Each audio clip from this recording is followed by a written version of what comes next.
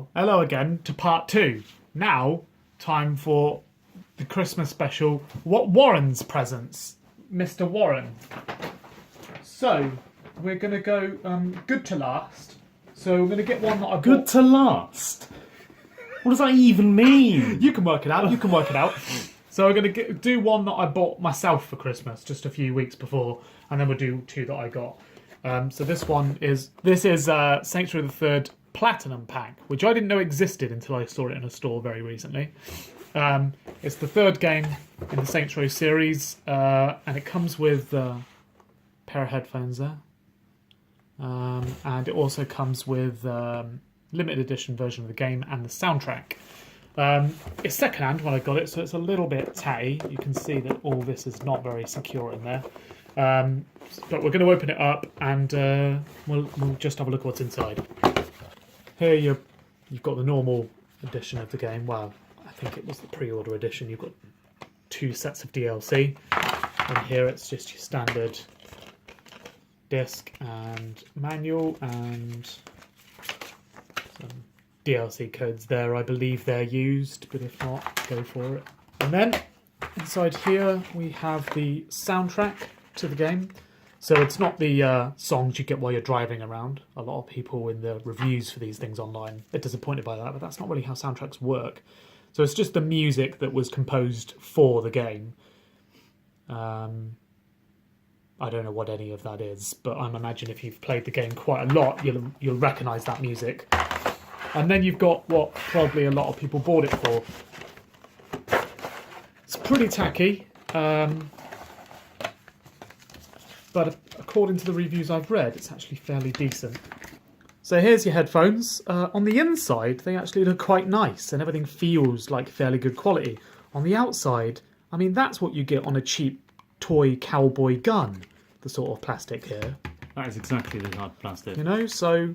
but apparently, I haven't used it, but according to the reviews, it's actually a very useful mic. It's got your up and down volume there, and your standard 3.5mm jack. Fairly long wire.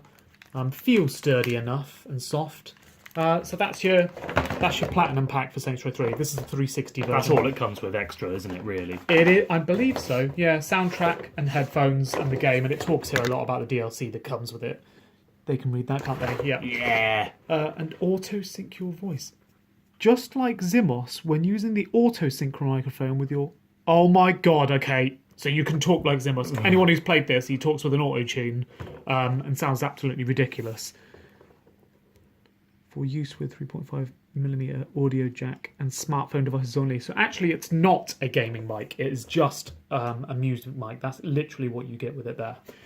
Next up, this was something bought for me at Christmas, and it is the Stranger Things Demogorgon monster. Basically, the thing that's really the thing that they're running away from in the series, and you don't see it until quite late in season 1. I'm not quite sure what it's tied in with. We'll try and get it out, but if not, we'll at least take it out of the box so you can see the detail. It's very, very cool looking. Doesn't look cheap at all. You can see on the back here the other things you can get, which aren't that great. It's essentially just the kids from the movie in a walkie-talkie and a bag. You know, they weren't exactly something that they could turn into a very detailed toy. You can even get Barb, who was a second part character. I don't really get it, but anyway. And one of the main characters you get, he's all hidden. So this is probably one of the coolest things you can get from the first season. So we'll take them out now and we'll have a look what they look like close up. Okay, so we've got him out of the box, but it looks like he's going to be very hard to take out of this plastic casing and get him back in one piece, since I'm not having him out on display just yet.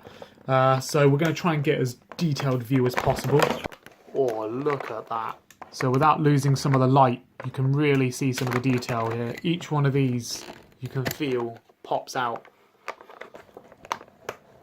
Looks like you could fall straight in. Every single bone and vein is all well presented here. Considering you only see this thing in the dark and for a very short period of time in the series, they've really gone balls out on this. The back is fairly low detailed, not much to see, and to be honest, it's where all the joints are seen, so it doesn't actually look that good at the back. There you go. So we'll move on from that. Okay, next up is another present bought for me at Christmas. This is the Dead Island Definitive Collection Slaughter Pack. So this, again, is the Xbox One version, using their very, very distinguishable trademark there. Made on paint. Yeah. That's obviously so they can just do a quick swap for whatever platform it is. You can see here it says it comes with Dead Island Definitive Edition, Dead Island Riptide Definitive Edition, the Dead Island Retro Revenge sort of side-scrolling beat-em-up game, zombie figurine, approximately 15 centimetres, a fan weapon, and a poster. You'll see all of those things besides the base game, because it is literally just what you would buy in a store in a disc. You can Google that and find it, but there's pictures of what each look like on the side here.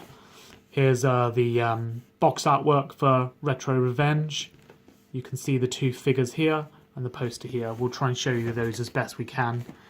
Here it tells you exactly what comes with it in a little bit more detail, and then just some, promotion jargon. So we'll unbox it. So usually you would have the game just resting between the top and the bottom here.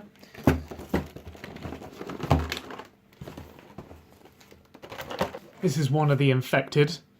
You can see, I think he's got some popcorn there, which I originally thought was like a slab of meat. You can see his clothes are starting to tear, as is postulating, which is disgustingly realistic because there's a sort of gloss to these, looking like they're, imminently about to burst. He's got very cheeky sort of, I think he's quite content with life, really. Here you can see his, oh, they've actually put a bit of ground on his foot there. Interesting. His trousers, which are getting a little bit short now. Got the arse. Always got the arse. So yeah, he stands up pretty well as well. Don't have to, you can wobble him and he still stands up, which is pretty rare for figures of this type. Obviously putting the ground on one of his toes was a pretty good, well, not one of his toes, that would be weird, bit of ground on a toe. Next bollocks. Next we have, this is basically a weapon that's used in game. I think it's like a stationary weapon.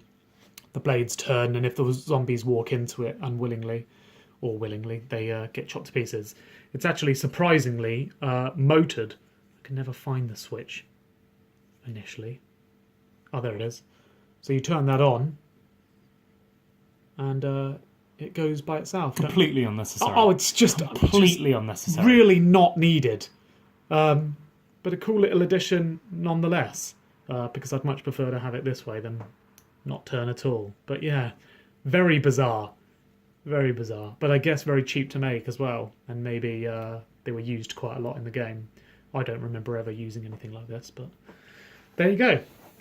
You can see in the box here, there's a poster.